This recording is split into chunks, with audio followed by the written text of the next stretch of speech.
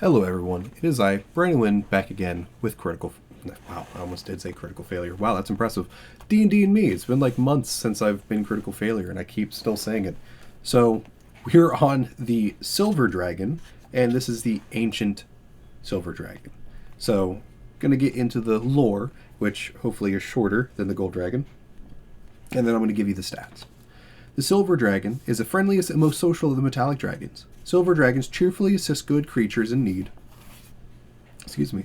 A silver dragon shimmers as it's sculpted from pure metal, its face given a noble cast by its high eyes and sweeping beard like chin spikes.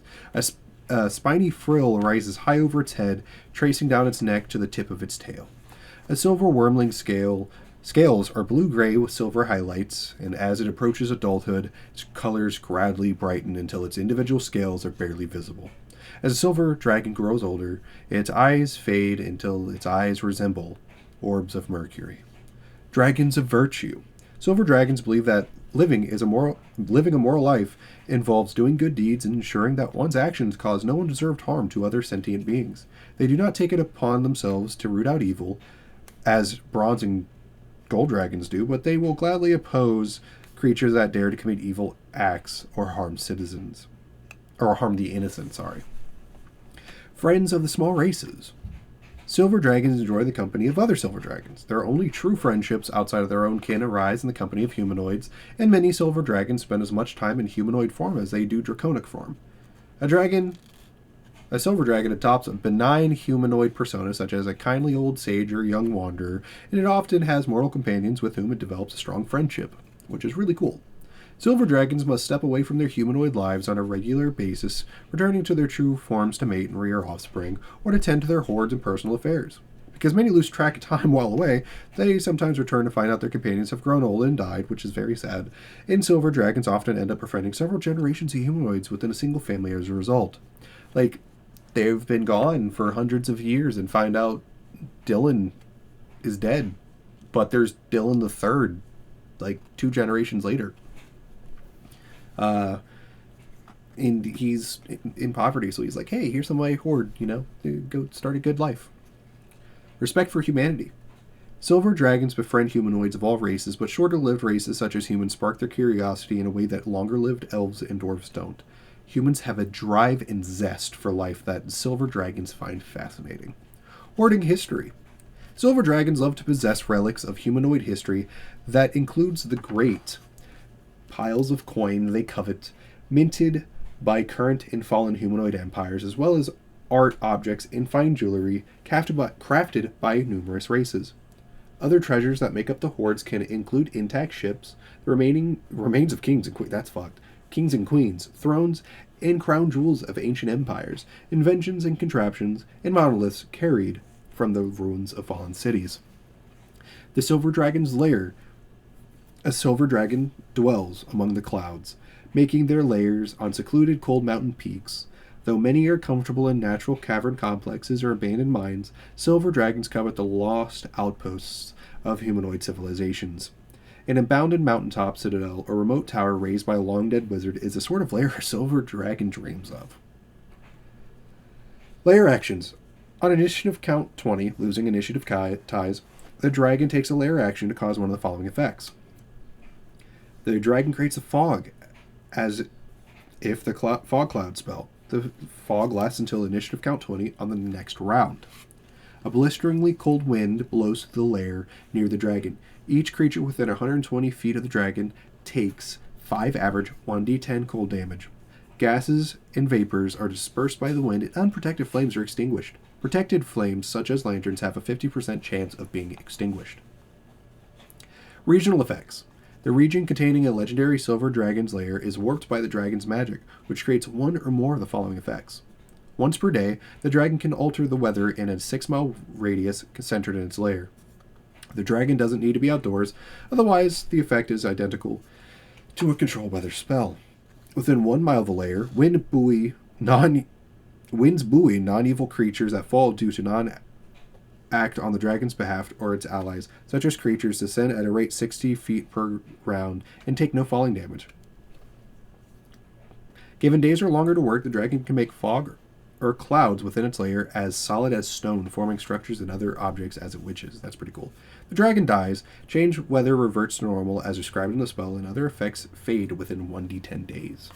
That is actually pretty cool. I did not know that about them. Wow, this is actually condensed pretty well. The Ancient Silver Dragon stats. It's a gargantuan. It's a gargantuan. Jesus, I am just fucking up today.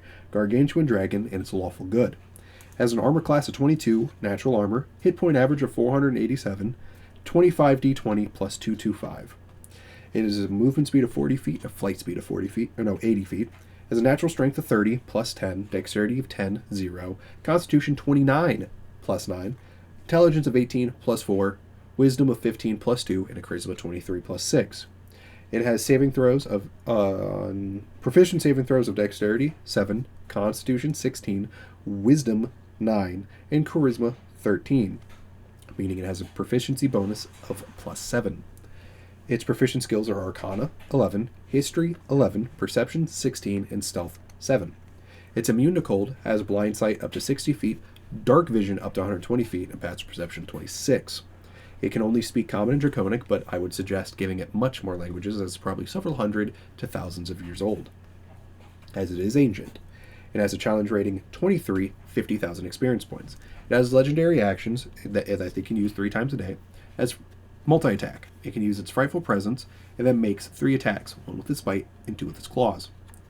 The bite is a melee weapon attack, plus 17 to hit, reach of 15, 1 target only, 21 average, 2d10 plus 10 piercing damage. The claws a melee weapon attack, 17 to hit, reach of 10 feet, 1 target only, 17 average, 2d6 plus 10 slashing damage. And the tail is a melee weapon attack, 17 to hit, reach of 20 feet, 1 target only, 19 average, 2d8 plus 10 bludgeoning damage. It has Frightful Presence. Each creature of the dragon's choice, within 120 feet and aware of it, must succeed a DC 21 Wisdom saving throw or become frightened for 1 minute. It can repeat the saving throws at the end of its turns, ending the effect on a success or at the end of the 1 minute. It is now immune to the dragon's Frightful Presence for the next 24 hours. It has two breath weapons that recharge on a d6 roll of 5 or 6. The dragon must use one of them. Its cold breath is a 90-foot cone.